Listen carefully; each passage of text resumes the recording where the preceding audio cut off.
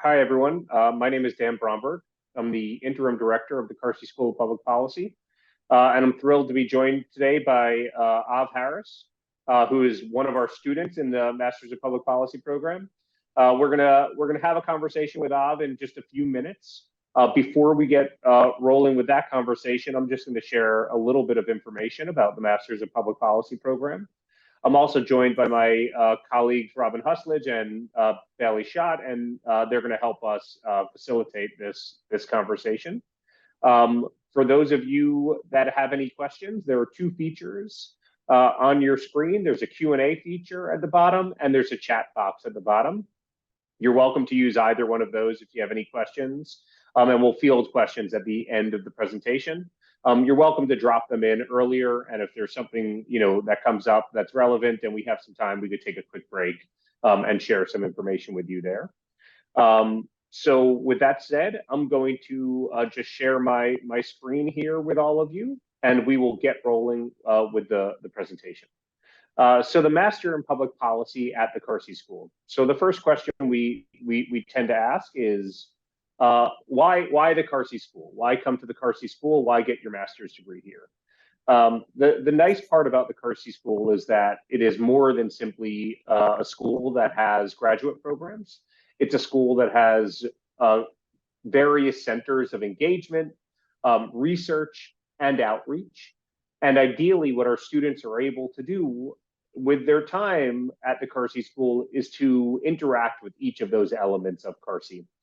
So you might be taught by one of our researchers in statistics who also happens to run a research center related to social policy.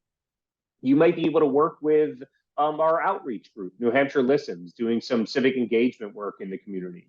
And while you're doing that, you're also going to your classes with your fellow students and learning, from the experts that we bring in to teach these various classes. So it's a nice, well-rounded opportunity to engage across a number of areas, not simply classroom, work alone in the classroom. We have 5 academic programs. We have a master's in public policy. We have a master's in public policy combined with a JD degree. We have a master's of public administration. We have a master's in community development. And then we also have a newly brought in master's of global conflict and human security. And this program existed at UNH already. It just came into the Carsey fold, and it will launch its first Carsey class in the fall of 2023. So we're thrilled to bring that in, and we're really looking forward to having that curriculum added to our portfolio of curriculum. So our students really do get to take courses across all of our programs. So that's a really nice addition to the work that we're doing. So our Master in Public Policy, really what we think about when we're thinking about the public policy program is where our students are developing their various skill sets, right? So in one area, you could develop your skill sets in strategic communication, right? So not only how do I develop and analyze public policy, but how do I talk about public policy? How do I share that with different audiences? But then at the same time, you're also going to learn that skill set related to policy analysis. Ideally, you're taking both of these skills, and in your capstone experience and in your internship, you're able to apply them to real world situations. So it's a really nice opportunity for students to take what they're learning into the classroom, learning from the classroom, and then bring it into real world applied work. Our Master of Public Policy program is a 40-credit program, and you have 2 tracks to choose from. You could either choose from a strategy and communication track or a policy analysis track. And then you have 5 core courses associated with the program, and we have 3 what we call experiential learning opportunities. First, you have an internship.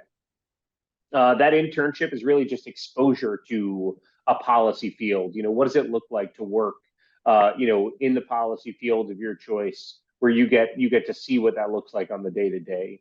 You have a capstone project where you actually get to apply the skills that you've been learning in the program. And then we also have what we call the Washington D.C. Colloquium, where our students go to Washington D.C. for a week.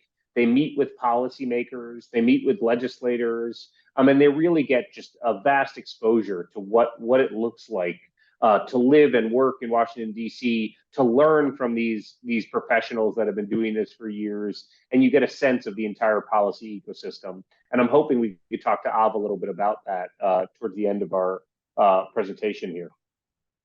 So here's a sample degree plan for you to look at. There are any number of ways that you can do this program. You could start in the spring, you could start in the fall. Ideally, you're tackling some of those core courses right off the bat, and then you're getting into these electives that you're interested in that go beyond the core and give you a bit more insight into particular policy areas. So if you might be interested in environmental policy, then we're getting you with our natural resource faculty, and you can engage with them around those aspects. If you're interested in food systems, you're working with our faculty in agriculture and various food system components at UNH. So really, you get to build out those electives so they fit with your interests. You could add a graduate certificate to your Master's of Public Policy program. And you could actually typically do this all within the elective courses that you have in the MPP.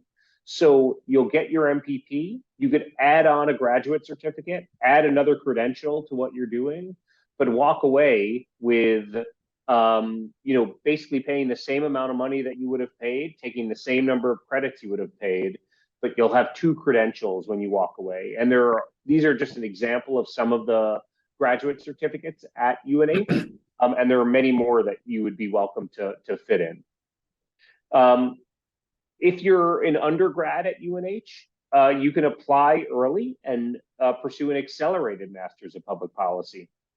So you can count 12 credits towards your time as an undergraduate, towards your time as a graduate student, which is a pretty great opportunity, saves you some money, and it saves you some time. So just to briefly cover admissions. So what do you need to apply? You need your transcripts. You're going to need a personal statement, 3 letters of recommendations, a resume. We're no longer requiring the GRE. And if you were an international applicant, then we would need a TOEFL test from you. And I'll just say one thing about that personal statement. I would say that's probably the most important piece of your application. We want to know why you're interested in coming to the Carsey School. We want to know why you're interested in studying public policy. And we also want to see how well you're able to articulate that in this statement.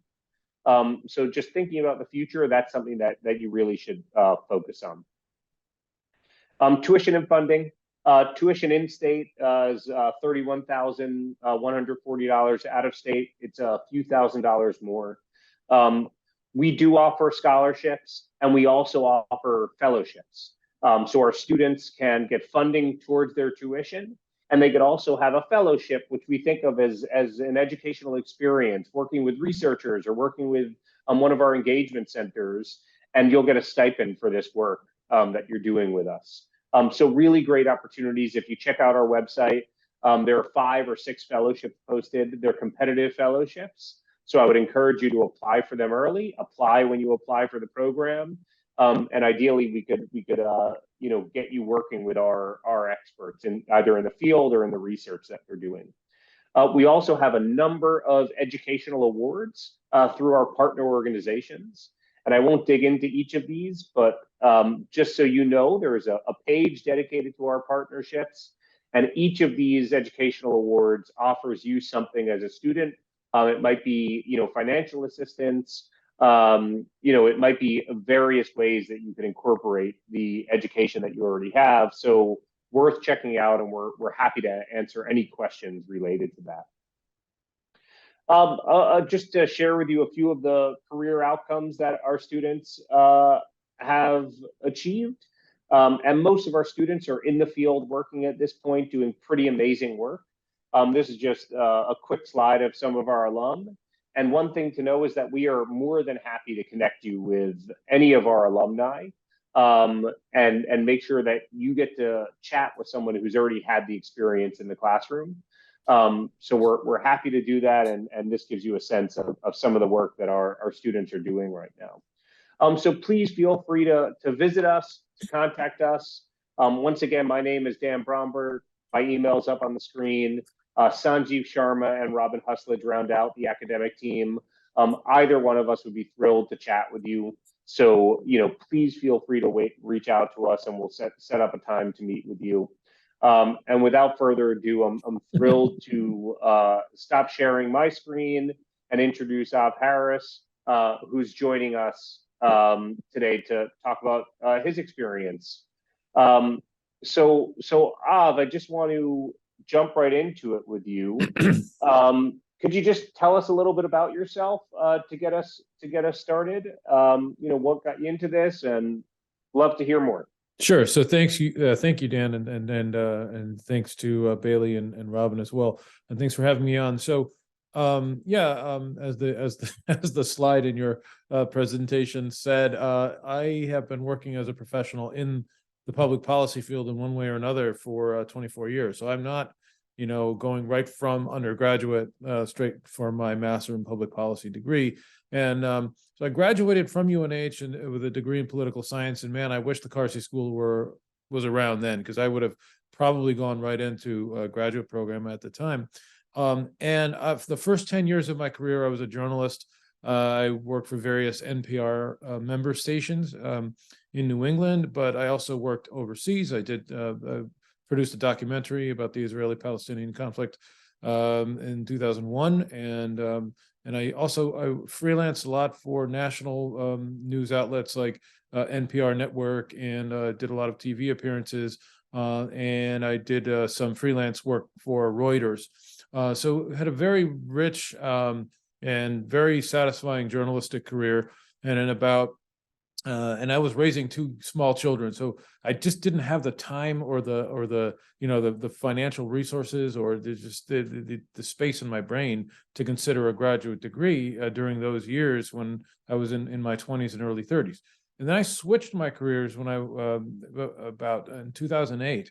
I switched to being on one side of the microphone, asking questions, to being on the other side as a communications official representing elected officials. And that went on I was working for state government elected officials in Connecticut, and I did that for about 13 years in various capacities. So as a communications director at the Secretary of the State's office, dealing with business registrations, and we were the election administrators for the state. So that was a very busy time. And then I ended up going to work for the city of Bridgeport, Connecticut, largest city in Connecticut, about 150,000 people, 1 hour north of Manhattan. And I started as the communications director for the city. But then actually, what I realized was policy was really what I wanted to do, more so than the communications piece. And so I started getting involved, and I ended up taking over our state legislative and public policy responsibilities for the city. And I was representing the city in the state legislature. We negotiated on several important pieces of legislation. I had to build bipartisan coalitions together. So I really got that kind of training on public policy, and I really, really loved it. So it really got me thinking, just in the last few years, that this is something I should go deeper on.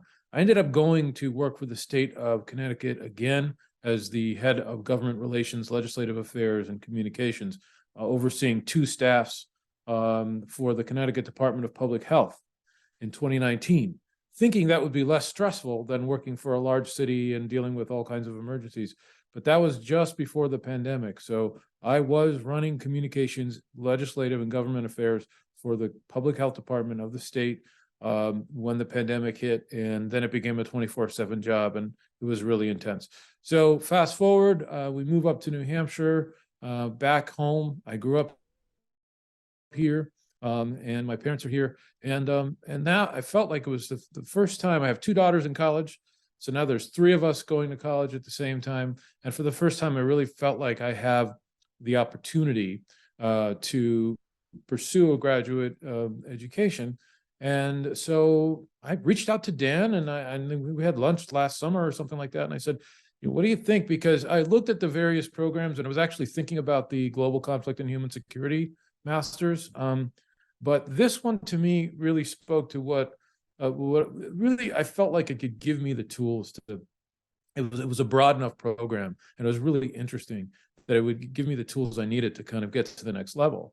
And then one last thing I'll say just about me. So right now I'm actually working full-time for the Concord Coalition, which is a national nonpartisan nonprofit based in Washington, D.C.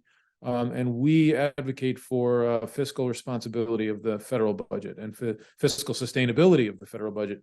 And so we're pouring through some pretty dense public policy issues, and I have a chance to participate in that. And so I'm their communications director. So we do all the outgoing communications. But one of the things I do is I produce a podcast every week, occasionally host it. So I'm working full time, plus I'm going to school part time.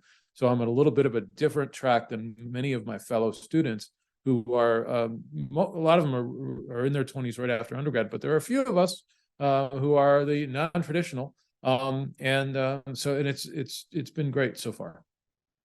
Awesome. That was great. Really helpful to kind of see that path that you've taken. I love this idea that, yeah, I was kind of engaged with policy, but I wasn't doing policy necessarily. Could you talk about the connections that you're able to make now? Having spent some time in the field, having spent some time, certainly, at the very least, communicating about public policy in a really regular way, but I would have to imagine also engaging in that process. So talk about kind of your classroom experience and what you're getting from the classroom and how that applies to the work that you're doing or the work that you'd like to do. Yes, absolutely. So it's been a really interesting education for me because, a lot of the subject matter topics are things that I've actually worked on in the field. And so it's what I find most fascinating is that because of my experience, I've learned a lot about public policy making and public policy implementation and how public policies are adopted in that whole process, who has influence on it, and what are the motivations behind adopting these policies, and what are some of the results. And so I've been sort of in that game for quite some time. What I didn't really know about, which is very eye-opening for me, was some of the fundamental stuff. I backed into a public policy career starting in journalism. Journalism is a great way to really learn how to write, but you're also writing about things that are really relevant public policy issues. And so you start to get an understanding because you're getting educated about these things. And then when you actually go into, okay, now you are the government and you have to make some critical decisions that impact millions of people's lives. What goes into making that decision? Whose voice is at the table? And so those things I was learning about, but what I didn't really know about were some of the ways in which public policy is derived, where the ideas come from, and in the academic world. And also, so the first semester I took 2 classes, and one was fundamentals of policy analysis, and that really kind of dug deep on that. And that was eye-opening for me. And then the other class that I took was the quantitative methods class. Now, I had to learn something completely new and learn a new piece of software on how to do the quantitative analysis stuff. But that to me was fascinating. It was really challenging for me. I haven't taken a math class. It was a statistics class, more or less, and how those statistics are used in the public policy setting. And so there's an applicability there. So that was fascinating because that's a whole new subject area for me. The last math class I took was Calculus 2 when I was an undergrad, so it was a long time ago. And that to me was the language. That is the critical currency or language to looking at public policy and analyzing it and making decisions about what to do based on what the numbers tell you. And that is the bedrock behind all of the public policy formation stuff. So those things were new things to me. That's exactly why I wanted to do this degree, because I knew that I knew a lot just from my experience in being in the field and having worked on all these different issues. But what I didn't know was I need to get some more of the fundamentals down. I need to have a deeper understanding of this so that I can then actually write policy, do the appropriate research, base it on some real data, and actually be much more of a player and improve my skill set. So those things are really dovetailing nicely. So I hope that answers your question. Yeah, that's great. I mean, I think this idea that there are certain tools that you need to do this job. Yes. Uh, and that's the truth with any career. Um, and in this case, the idea of statistical analysis is essential, right? The idea of just fundamental kind of policy analysis is essential. So the ability for you to say, okay, I had some experience in this space, but I didn't necessarily have the tools in my tool belt to take that next step. That's what this program is able to do. And that's great. That's what we hope students are able to take out of this. Um, we don't have all day to have these conversations. So I want to hit on the Washington D.C. trip. Um, and I know you recently got back from that. So you guys went in early January. Right. You spent a week in D.C. Could you share what that trip was like with our viewers? Absolutely. I loved it. It was so great, and I came away so inspired. Um, and it was so many things. It's sort of hard to distill it down, because if you can imagine, we had days. So we were in DC for a week. I actually calculated this on my phone. We walked. I walked 37 miles that week that we were in Washington D.C. and we did things together as a group. And the point was, from early in the morning until the end of the day, and sometimes even into the evening, we were meeting with people who are public policy makers or players in the game to some degree. Now that it's a great spectrum. It's a span of people, from everybody from people that work on messaging and political advertising, to people that do polling, to people that we met with an official from the German embassy about, what does a political officer do for a foreign country, in their country's embassy, posted overseas. We met with people who are at think tanks, and that really challenged my thinking, because being a practitioner in the field, and I don't know if this is true with other people, but being people in the trenches on the front lines of, making change, you're in government or you're dealing with advocates from the private sector or advocacy organizations.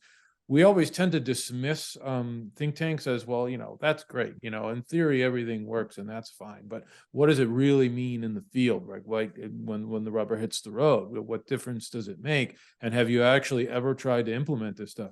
So I have to admit, and I come at it from a bit of a confession, that, I was a little bit dismissive too of think tanks, but having gone to this trip and sat down with people that are working here and understanding that the vast majority of the ideas that actually get through Congress and get signed by the president probably originate in some of these think tanks. And these are people who are working hard and really interested in their subject matters, and their job is to come up with what they think are great policies or things to move the needle and, improve people's lives. And so we met with several think tanks. And then for me, the highlight was one day where we had meetings all day long at the White House. That was amazing. And we were in the executive office building. We met with people from the National Security Council, the Council of Economic Advisors. We met with the staff secretary to the president, very, very close to the president.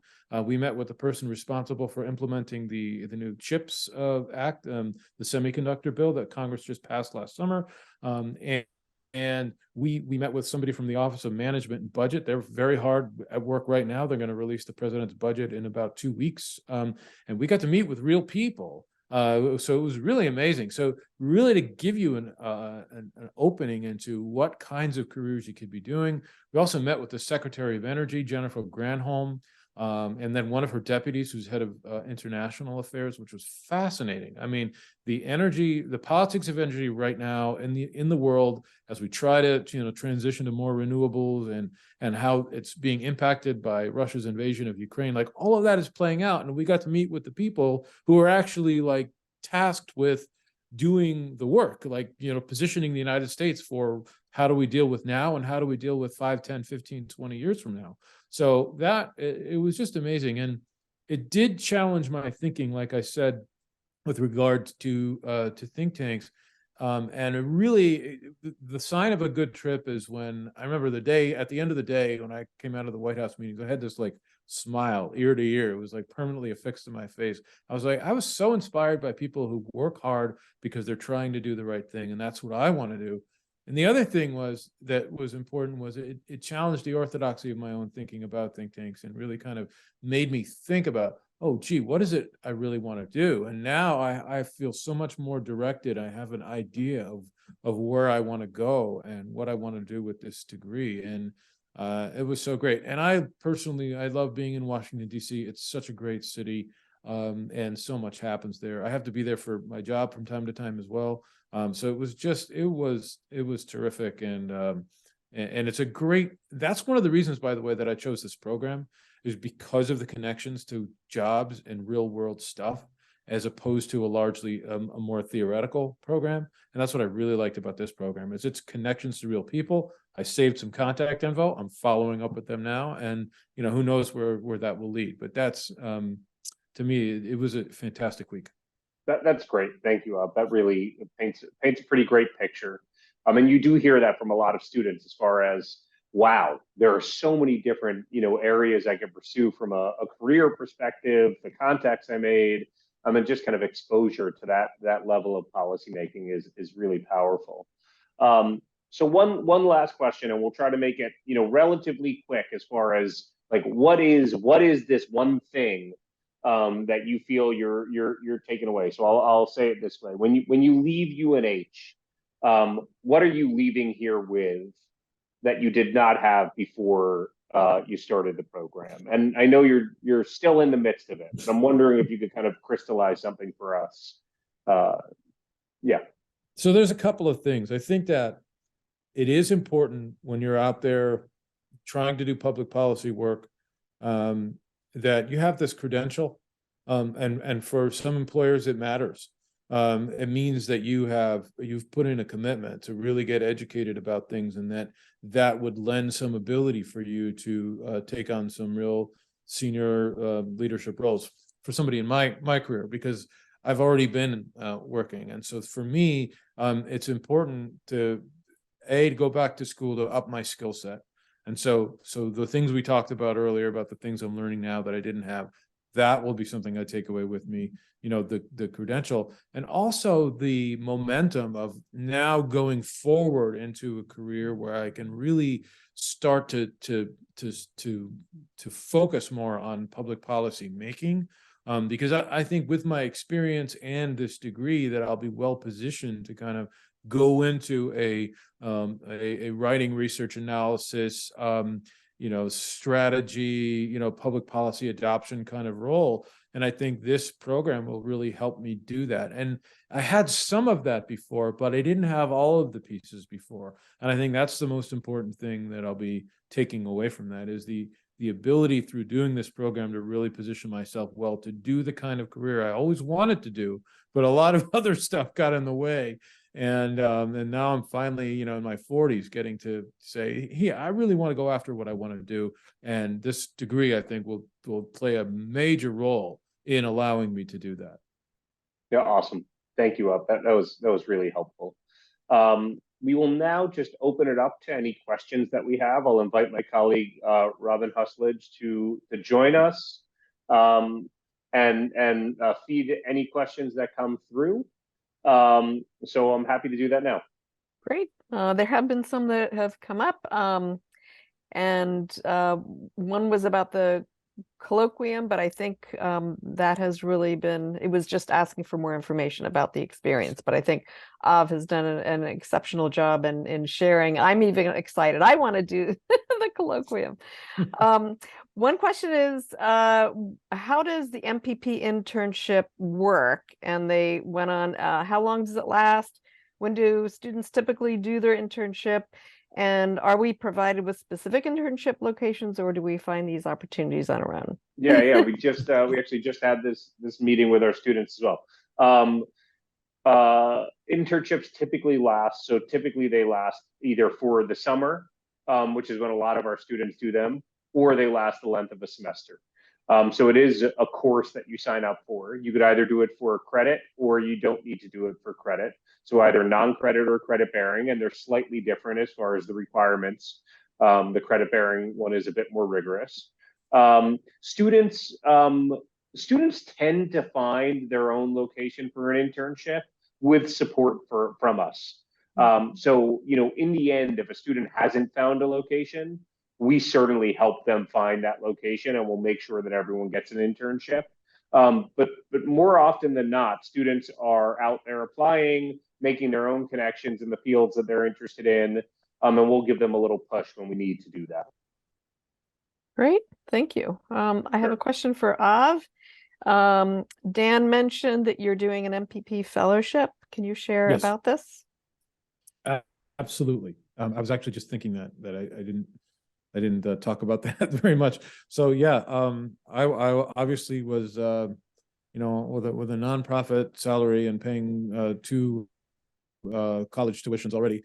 I was looking for ways to reduce the cost of doing this the MPP degree. And I'm an in-state student, and so obviously my cost is a little bit lower, but I was looking for opportunities to do that, and it was actually it was Sanjeev who suggested to me that I take a look at some of the fellowships that are available. And so I applied for the Youth Retention Initiative fellowship, which I was accepted for that. And so I've been working with this team, which is a team of faculty from, some of them are from the outdoor recreation faculty, and then there are, I think, a couple of other departments. But what they're doing, they're engaged in this project that's been going on for a couple of years, and they have a lot that they want to do. And it really focuses on educational pathways for people who may not be college bound to a traditional 4-year residential college degree. And that New Hampshire, the backdrop is New Hampshire is losing a lot of its young people. They go to school here, they're educated here, and then they leave because they don't feel like there's great economic opportunity. It's not the cheapest place to live, and they're looking for opportunities they might not have. And so the effort here is to work with all of the different resources in the state and really pull together a statewide pathway program for people who may want to pursue an education in the trades, may want to go right into working in things like outdoor recreation, which is a growing industry, which does not require a college degree, which you can earn a decent living at. And so there are disparate programs in here and there in different parts of the state, but the effort here is to kind of bring them together, and also to do a lot of research about, what are the opportunities that are available to young people, especially rural youth in New Hampshire, and what opportunities are they looking for, and what messages are they receiving about their own futures that would allow them to think about, okay, what do I want to do, right, once I get out of high school. And so I'm working on that research, interviewing people in the field. We're doing focus groups with people, traveling around to different areas in the state, economic development agencies, and really trying to piece together the picture of, if you are a young person growing up in New Hampshire, if we're going to try to prevent our young people from leaving and try to keep them here and retain them, what would we need to do in order to do that well? And how could we work together, as opposed to every, one town doing this and maybe one region doing that, but not knowing the other is doing that. And so we're trying to do as much research on that as possible and find out what the picture is, and then put together some policy proposals, and maybe then engage with policymakers at the state level or the local or regional level to do what we need to do, or do what we think is necessary in order to strengthen that whole program. And so I'm really, what's great about that is it really dovetails nicely with the things I'm learning in the classes that I'm taking, because as I look at taking a class on the fundamentals of policy analysis and doing qualitative research studies, and even the quantitative research that we're working on in the quantitative methods class, like I'm actually getting to do that work for real with this fellowship and put those things, the concepts I'm learning about, into action. So it's really terrific, and it's something that I actually care deeply about.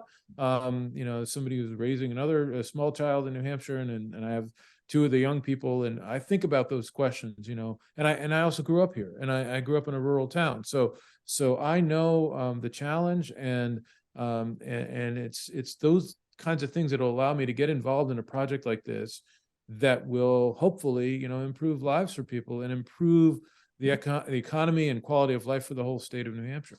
So I was very I was pleased to be offered the fellowship, and I was happy to join.